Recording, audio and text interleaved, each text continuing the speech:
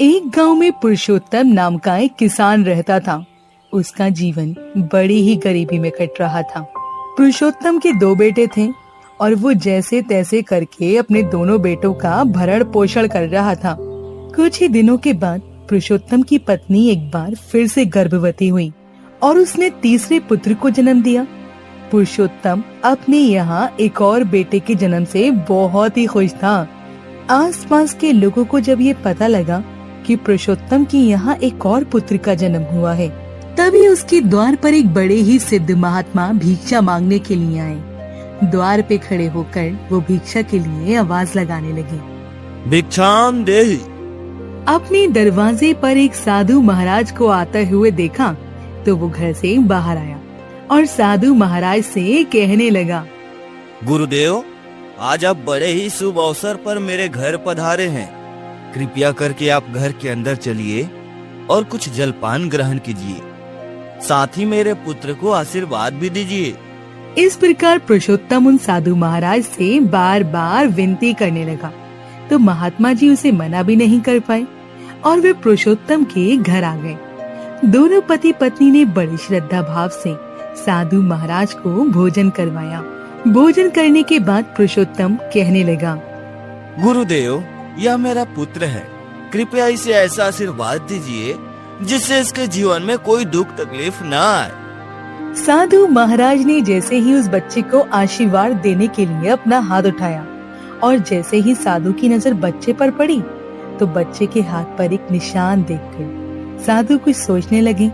पुरुषोत्तम ने देखा कि साधु महाराज किसी गहरी सोच में पड़ गए हैं तो वो कहने लगे, महात्मा जी, क्या बात है?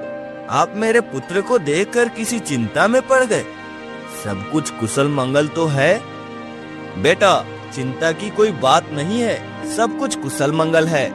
तुम्हारे घर जिस बच्चे ने जन्म लिया है यह तो बहुत ही किस्मत वाला है। इसके हाथ पर जो निशान बना है वह इस बात का इशारा करता है कि तुम्हारे पुत्र के हाथ में राजयोग लिखा हुआ है और युवा होने पर यह इस नगर का राजा बन जाएगा। महाराज, भला यह कैसे संभव है कि किसी गरीब का बेटा राजा कैसे बन सकता है? बेटा, परमात्मा के इस दुनिया में हर काम संभव है। इसने अपने पिछले जन्म में ऐसा कोई कार्य अवश्य किया है जिसके कारण इस बालक को इस जन्म में राजपाट नसीब होगा। बेटा, जब तुम्हारा पुत्र जवान हो जाएगा तो इसका विवाह इस नगर के राजा की इकलौती पुत्री से हो जाएगा और विवाह के बाद राजा की धन दौलत और राजगद्दी पर तुम्हारे पुत्र का अधिकार हो जाएगा। यह सब बातें मैं ऐसे ही नहीं बता रहा, मैं इन सब बातों को इस बालक की किस्मत की लकीरों में देख पा रहा हूँ। साधु महाराज की बातें सुनकर पुरुषोत्तम और उसकी पत्नी बड़े खुश हुए और सोचने लगे, हमारे घर में किसी साधारण संतान ने नहीं बल्कि एक राजा ने जन्म लिया है। धीरे धीरे ये बात पूरे गांव में फैल चुकी थी कि पुरुषोत्तम किसान का बेटा एक दिन इस नगर का राजा बनेगा। अब तो दूर दूर से लोग पुरुषोत्तम के बेटे के दर्शन के लिए आने लगे। दूसरी तरफ इस नगर का वो राजा जिसकी पुत्री के साथ साधु महाराज ने पुरुषोत्तम के बेटे की विवाह की भविष्यवाणी की थी, वो राजा शिकार खेलने के लिए जंगल में गया और वहाँ पर शिकार की तलाश में घूमने लगा। तभी राजा की नजर एक हिरन पर पड़ती है। हिरन को देखकर राजा ने अपना घोड़ा उस हिरन के पीछे लगा दिया और हिरन का पीछा करते हुए राजा बहुत दूर तक निकल गया। अपने शिकार का पीछा करते करते राजा को बहुत देर हो चुकी थी। इसी कारण प्यास के मारे राजा का गला सूख रहा था। पानी की तलाश करते करते राजा कुछ और आगे बढ़ गया तो सामने उसे गांव में नजर आया। ये वही गांव था जहां पर पुरुषोत्तम नाम का किसान रहता था। जब राजा उस गांव के नजदीक पहुंचा तो उसकी नजर एक कुटिया पर पड़ी। एक साधु महाराज कुटिया के बाहर ध्यान मगन में बैठे हुए थे। राजा उन महात्मा जी के पास पहुंचा और कहा, मुझे जोरों से प्यास लगी है, यदि कुछ पानी मिल जाए तो आपकी बहुत ही मेहरबानी होगी। राजन, आप थोड़ा इंतजार कीजिए, मैं आपके लिए अभी पानी लेकर आता हूँ। महात्मा जी कुटिया के अंदर चले गए। जब महाराज जी कुटिया के बाहर आए तो उनके हाथों में जल से भरा हुआ एक लोटा था। साधु ने वो लोटा राजा को दिया और राजा ने पानी पीकर अपनी प्यास बुझाई।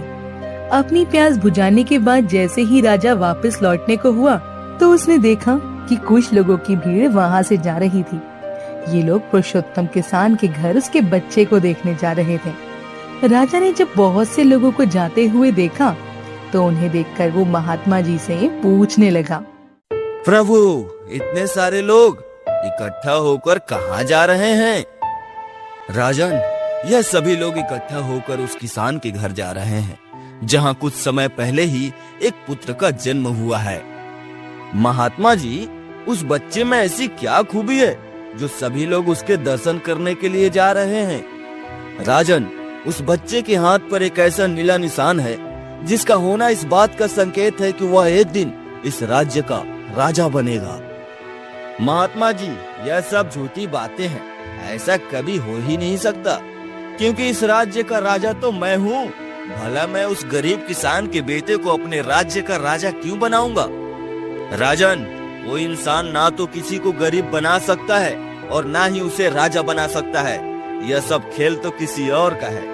और रही बात उस किसान के बेटे के राजा बनने की, तो मैं आपकी जानकारी के लिए बता दूं कि आज से 16 वर्ष के बाद उस किसान के बेटे का विवाह आपकी बेटी के साथ हो जाएगा। विवाह के बाद वह इस नगर का राजा बन जाएगा। कौन सी बेटी? मेरे यहाँ तो कोई संतान ही नहीं है, तो भला आपकी बात कैसे सच हो सकती है?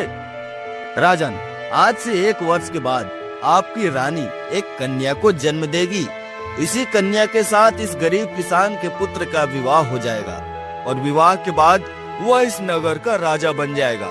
राजा ने जब साधु महाराज के ऐसे वचन सुने तो उनकी बातें सुनकर वो भी खुश था और दुखी भी। एक मामूली से गरीब किसान का बेटा मेरा दामाद कैसे बन सकता है? मैं ऐसा कभी भी नहीं होने दूंगा। कुछ देर सोच विचार करने के बाद राजा ने साधु महाराज से कहा, महात्मा जी, एक मामूली से किसान के बेटे के साथ मैं अपनी बेटी का विवाह कभी भी नहीं होने दूंगा। राजन, उस बच्चे के भाग्य में जो लिखा है उसे कोई नहीं मिटा सकता। वह तो पत्थर की लकीर है, उससे कोई छेड़छाड़ भी नहीं कर सकता। साधु महाराज, चाहे कुछ भी हो जाए, मैं अपनी बेटी का विवाह उस 2 कौड़ी के किसान के बेटे से कभी नहीं होने दूंगा। और जहाँ तक बात विधाता के लिखने की है तो मैं उस लिखे हुए को बदल कर रख दूंगा। राजन, मैं भी यहीं पर हूँ और आप भी यहीं पर हैं। वह समय तो आने दो, फिर देखते हैं कि क्या होता है, कौन किस पर भारी पड़ता है। ठीक है महात्मा जी, तो फिर समय को आने दीजिए, मैं भी देख लूंगा। ये कहकर राजा ने साधु को प्रणाम किया और अपने घोड़े पर सवार होकर वहाँ से अपने महल की तरफ महल पहुंचकर राजा विचार करने लगा। ऐसा क्या किया जाए जिससे सांप भी मर जाए और लाठी भी न टूटे? मैं ऐसा कौन सा उपाय करूं जिससे कि मेरी बेटी का विवाह उस गरीब किसान के बेटे से न हो? पूरी रात राजा इसी उधेड़-बुन में गुजार देता है और काफी देर तक सोचने के बाद राजा को एक उपाय सूझा।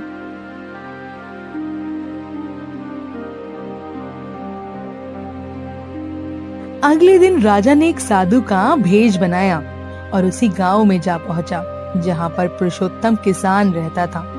वहां जाकर उसने गांव वालों से पूछा, ऐसा कौन सा घर है जहां कुछ दिन पहले एक बच्चे ने जन्म लिया है? गांव वालों ने उसे पुरुषोत्तम के घर का पता बता दिया। ढूंढते ढूंढते राजा जब पुरुषोत्तम के घर पहुंचा तो उसने घर के बाहर से ही पुरुषोत्तम को आवाज लगाई, क्या कोई घर के अंदर है? क्या कोई साधु को दान देगा? आवाज सुनकर पुरुषोत्तम अपने घर से बाहर आया और साधु को देखकर वो प्रणाम करने लगा। साधु कहने लगा, मैं बहुत ही दूर से आया हूँ, क्या तुम मुझे कुछ दान दे सकते हो? इससे पहले कि पुरुषोत्तम अपने घर से कुछ लेकर आता, साधु के भेष में आया हुआ राजा कहने लगा, मुझे ऐसा लगता है कि तुम्हारे घर में किसी बालक ने जन्म लिया है और उस बालक के दाएं हाथ में नीले रंग का निशान है। हाँ बाबा, क्या तुम उस बच्चे को मुझे दिखा सकते हो? पुरुषोत्तम अपने बेटे को साधु के पास ले आया। बच्चे को देखकर साधु कहने लगे, सुनो, तुम्हारे बच्चे का भविष्य उज्जवल हो सकता है, परंतु इसमें एक अड़चन है। कैसी अड़चन साधु महाराज? देखो, तुम एक गरीब किसान हो, तुम्हारे पास पहले से ही 2 पुत्र हैं और यह तुम्हारा तीसरा पुत्र है। जहाँ तक मैं देख पा रहा हूँ, तुमने अपने किसी भी बेटे को शिक्षा दीक्षा नहीं दिलवाई। तुम्हारे 2 बड़े बेटे अनपढ़ और अशिक्षित हैं, क्योंकि तुम्हारी आमदनी कम है, इसलिए तुम अपने तीसरे पुत्र को भी ठीक से नहीं पाल सकोगे और उसे भी अशिक्षित और अनपढ़ ही रखोगे। यदि तुम चाहते हो कि तुम्हारे सबसे छोटे बेटे का भविष्य उज्जवल हो और वो आगे चलकर इस राज्य का राजा बने, तो तुम्हें उसकी अच्छी शिक्षा का प्रबंध करना होगा, उसको किसी अच्छे गुरुकुल में भेजना होगा।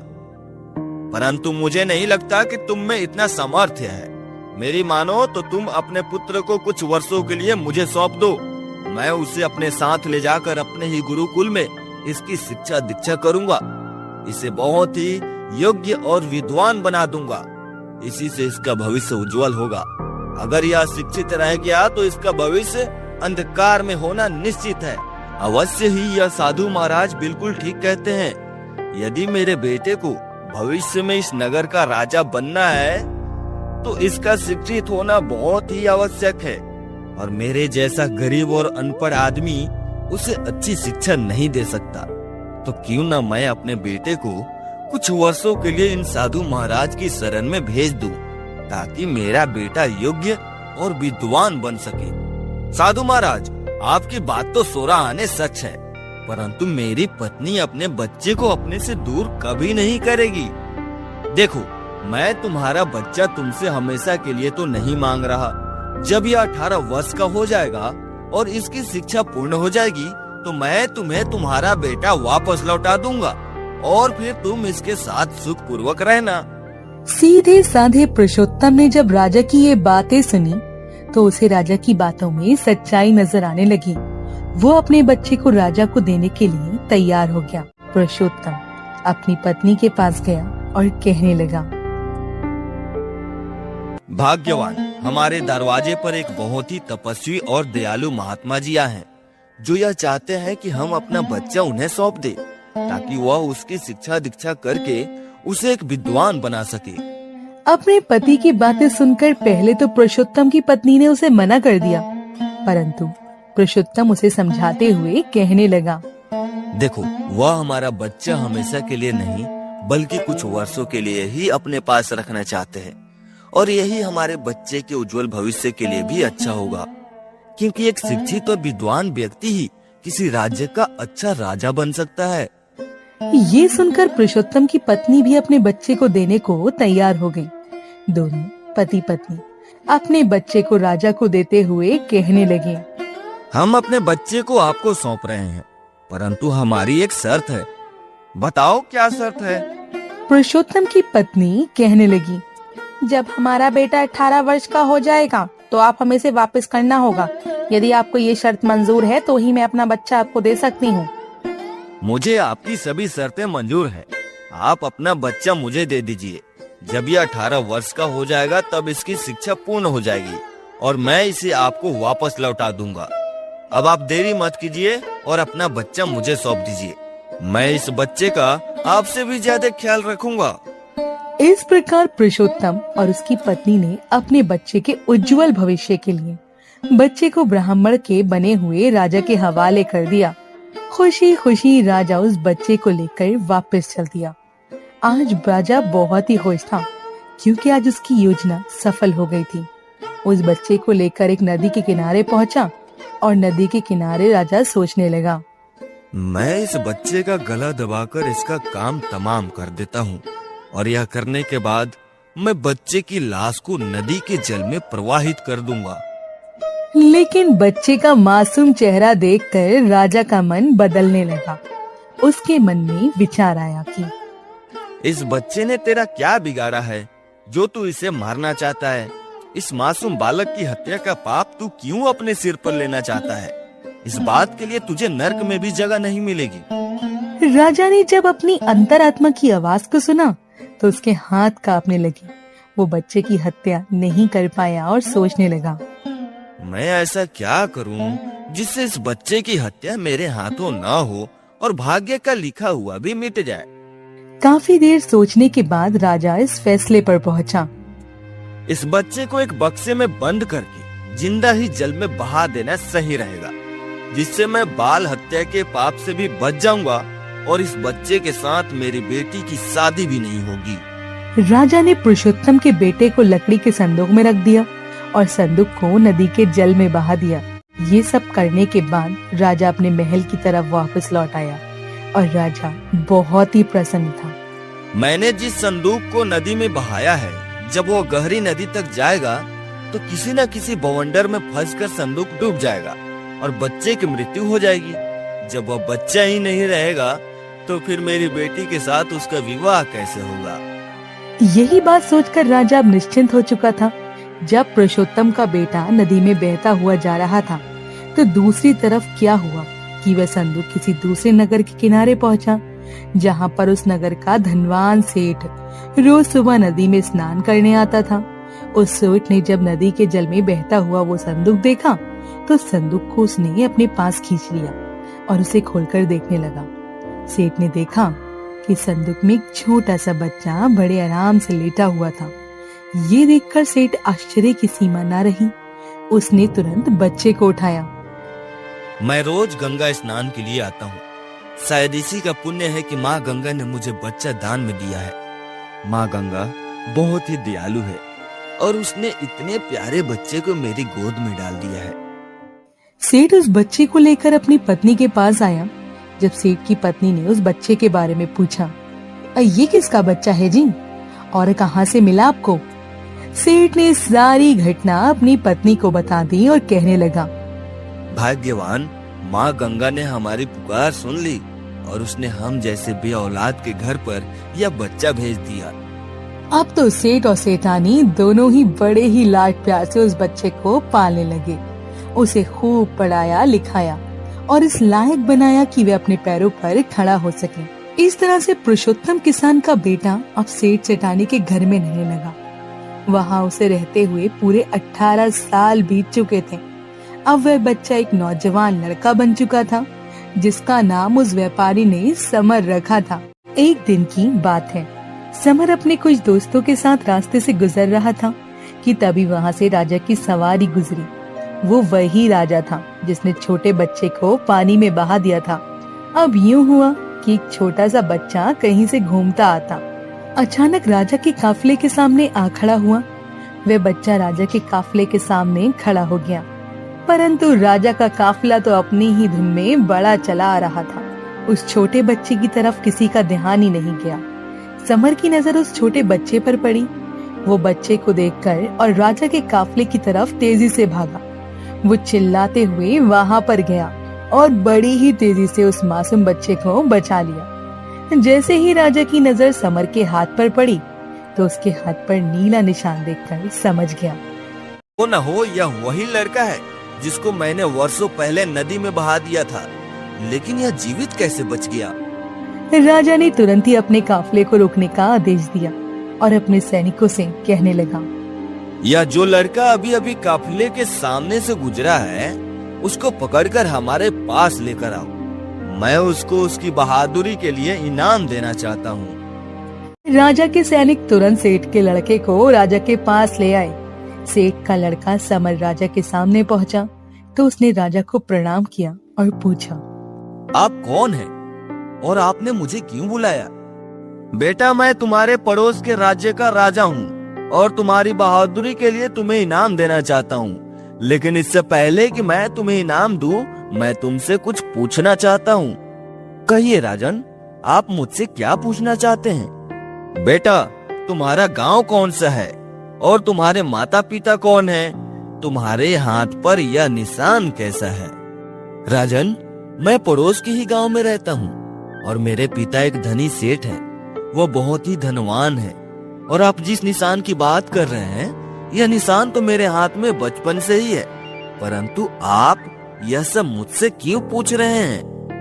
नहीं बेटा, कोई खास बात नहीं है।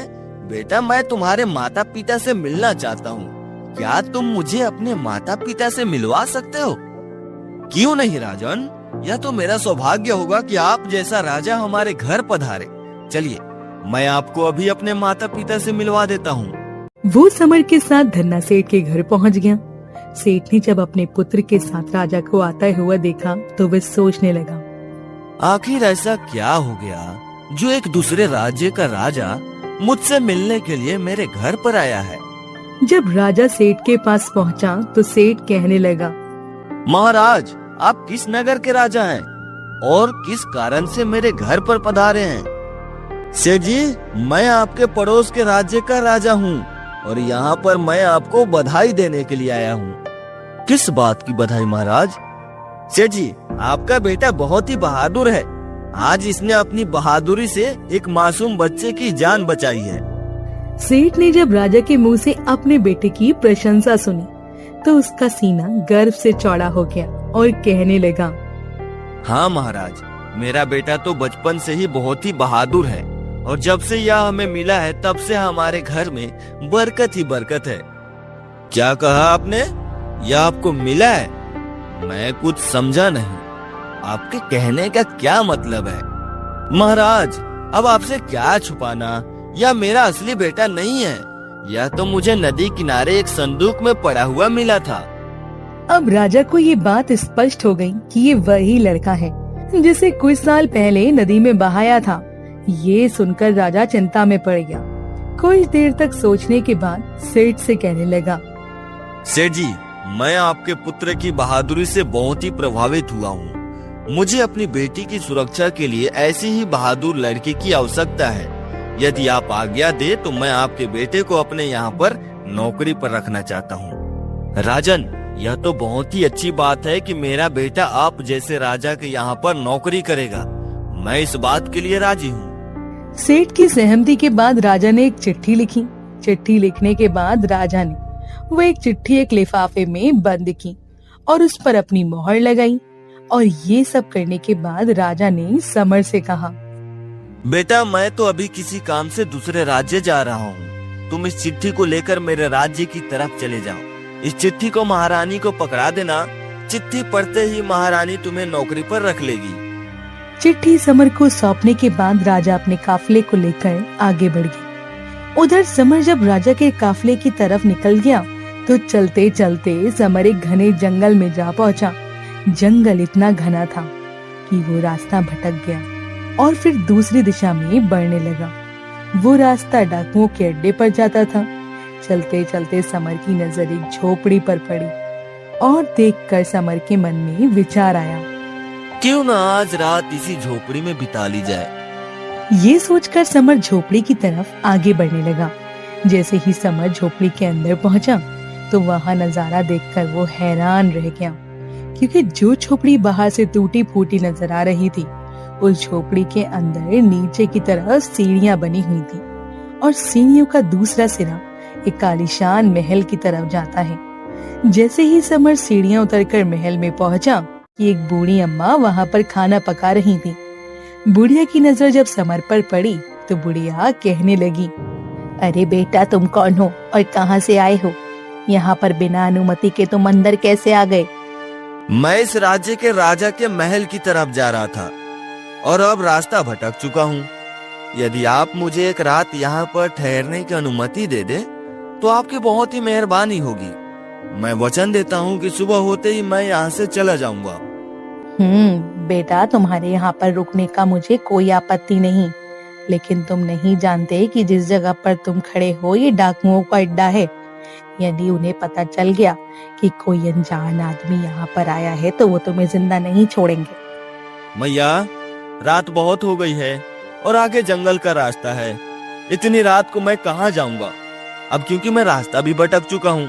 अगर मैं बाहर निकला तो जंगली जानवर मुझे मारकर खा जाएंगे। ऐसी हालत में तुम ही बताओ कि मैं क्या करूं? अब तो मेरी जान तुम्हारे ही हाथों में है।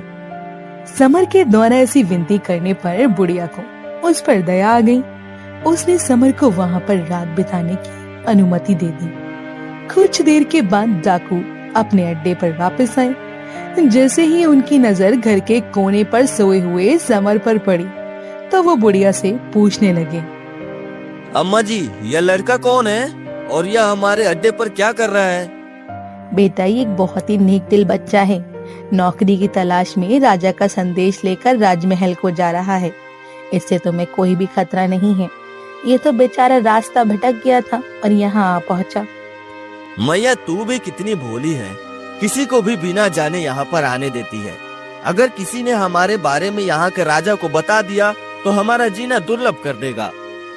रुको, मैं अभी इस लड़के की तलाशी लेता हूँ, कहीं यह राजा का गुप्तचर तो नहीं है। ऐसा कहकर सोए हुए समर की तलाशी लेने लगा डाकू। जब डाकू ने उसकी तलाशी ली तो राजा को लिखा हुआ संदेश मिल गया, जिस पर राजा की मोहर लगी हुई थी। राजा के हस्ताक्षर भी हुए हुए थे। बड़ी ही सावधानी से डाकू ने वो चिट्ठी खोली और उसे पढ़ने लगा।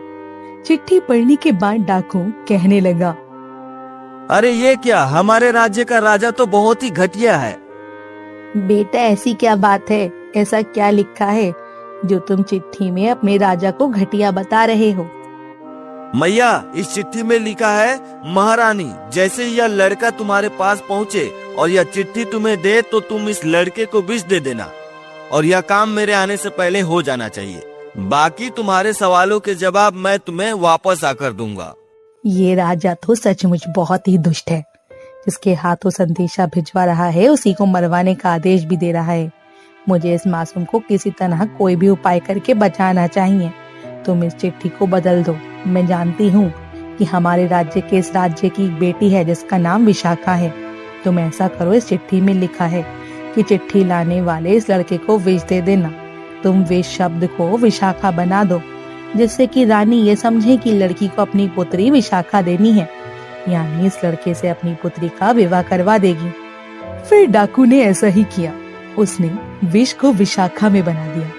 फिर चिट्ठी बंद करके लिफाफे में रखी और बड़ी ही सावधानी से सोए हुए समर की जेब में डाल दिया। इसके बाद डाकुओं ने खाना खाया और फिर चोरी करने के लिए अपने अड्डे से बाहर चले गए।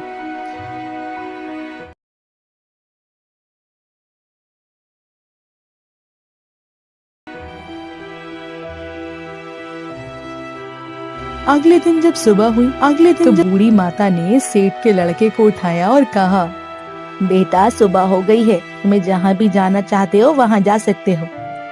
उसके बाद समर ने धन्यवाद किया, साथ ही राजमहल का रास्ता पूछा। इसके बाद बूढ़ी माता से विदा लेकर वह अपनी मंजिल की तरफ आगे बढ़ गया। कुछ देर के बाद समर राजा के महल में महारानी के सामने खड़ा था। समर कहने लगा, महारानी जी, महाराज ने आपके नाम यह संदेश भेजा है। आप इस चिट्ठी को पढ़ लीजिए और मुझे बताइए कि मुझे क्या करना है। महारानी ने जैसे ही वो चिट्ठी खोली तो चिट्ठी में लिखा था कि ये वह लड़का है जो चिट्ठी लेकर आया है। तुम तुरंत से विशाखा दे दो। ये काम मेरे आने से पहले हो जाना चाहिए। बाकी की बातें मैं तुम्हें वापस आने पर समझाऊंगा। जब रानी ने चिट्ठी पढ़ी तो वह सोचने लगी, महाराज ने इस लड़के में ऐसी क्या खूबी देखी जो अपनी बेटी का विवाह इसके साथ करना चाहते हैं। आखिर उन्होंने राजकुमारी विशाखा का विवाह इस लड़के से करने के लिए क्यों कहा है। महाराज ऐसे किसी अनजान आदमी के साथ राजकुमारी विशाखा का विवाह कैसे कर सकते हैं।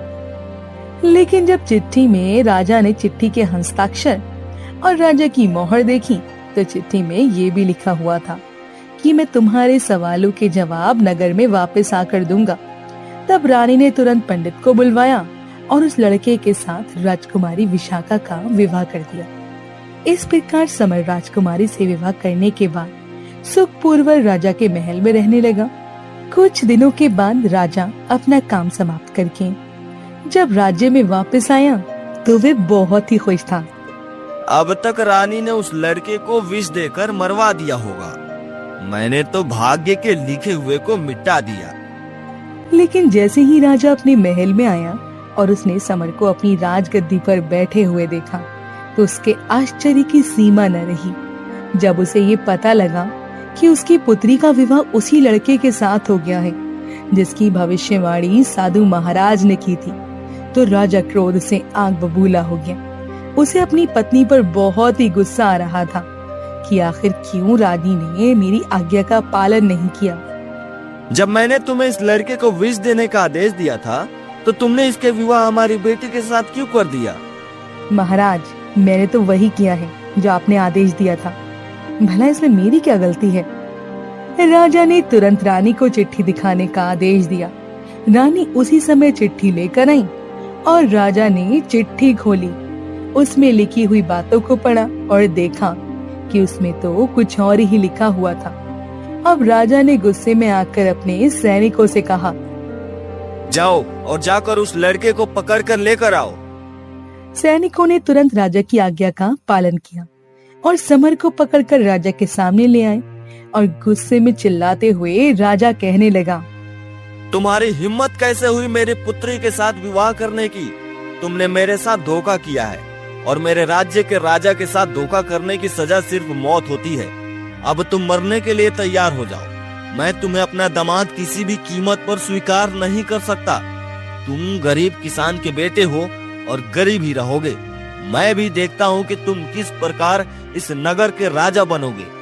महाराज, आप यह क्या कह रहे हैं? मैंने आपको धोखा दिया है और आप बार बार किस किसान की बात कर रहे हैं, जबकि आपको भी पता है कि मैं किसी किसान का बेटा नहीं बल्कि एक सेठ का बेटा हूँ। तुम मुझे अपनी बातों में उलझाकर बेवकूफ बनाना चाहते हो, लेकिन मैं अब तुम्हारी बातों में नहीं आऊंगा। आज का दिन तुम्हारी जिंदगी का आखिरी दिन है। राजा के हाथों में तलवार देखकर राजकुमारी विशाखा तुरंत राजा के सामने आ खड़ी हुई और कहने लगी, पिताजी, आप जिस तलवार चला रहे हैं वो मेरे पति परमेश्वर हैं और इन्हें मारने से पहले आपको मुझे मारना होगा। इधर जब राजमहल के अंदर ये कोहराम मचा हुआ था, तभी एक सैनिक राजा के पास आया और कहने लगा, महाराज, एक महात्मा द्वार पर आए हुए हैं और तुरंत ही वो आपसे मिलना चाहते हैं। ठीक है, तुम उन महात्मा जी को अंदर ले आओ। आदेश मिलते ही सैनिक दौड़ता हुआ गया और महात्मा जी को राजा के पास ले आया। राजा ने महात्मा जी को प्रणाम किया और आने का कारण पूछा। राजन, लगता है आपने मुझे पहचाना नहीं। आप कौन हैं और मुझसे क्यों मिलना चाहते हैं? राजन, मैं वही महात्मा हूँ जिसे 18 साल पहले आप मिले थे और मैंने ही आपको बताया था कि आपकी पुत्री के युवा हो जाने पर उसका विवाह एक गरीब किसान के बेटे से होगा। तब आपने कहा था कि मैं राजा हूँ और मैं कुछ भी कर सकता हूँ, परंतु देख लो राजन, जो नियति में लिखा था वह होकर ही रहा। अब तुम व्यर्थ में ही युवक के प्राणों के पीछे पड़े हो। साधु की बातों पर राजा को ऐसा असर हुआ, उसने तलवार छोड़ दी और महात्मा जी से कहने लगा, गुरुदेव, आप बिल्कुल सच कहते थे कि ना तो कोई किसी का भाग्य मिटा सकता है और ना ही इसमें कोई बदलाव कर सकता है। जो भी जिसके भाग्य में लिखा है वह उसे मिलकर ही रहेगा। मैं भी अब भाग्य के हाथों हार चुका हूँ। राजन, भाग्य से कोई नहीं जीत सकता, इसलिए तुम अब व्यर्थ की चिंता छोड़ो। इस किसान के बेटे को अपना दामाद स्वीकार कर लो, इसी में सबकी भलाई है। और अपने राजपाट को त्याग कर तुम मेरे शिष्य बन जाओ, क्योंकि सच्चा सुख तो ईश्वर की भक्ति में है। फिर राजा ने अपना सारा राजपाट अपने दामाद को सौंप दिया और ईश्वर की भक्ति में करने के लिए उन महात्मा जी के साथ जंगल की तरफ चला गया। अब किसान का बेटा समर उस राज्य का राजा बनकर सुखपूर्वक इधर आए तो तुम्हें फिर से बंदी बना लूंगा, समझ गए ना? ये लो तुम सोने की थैली, और मैं यहाँ कभी भी नहीं आऊंगा। जा रहा हूँ, मैं जा रहा हूँ।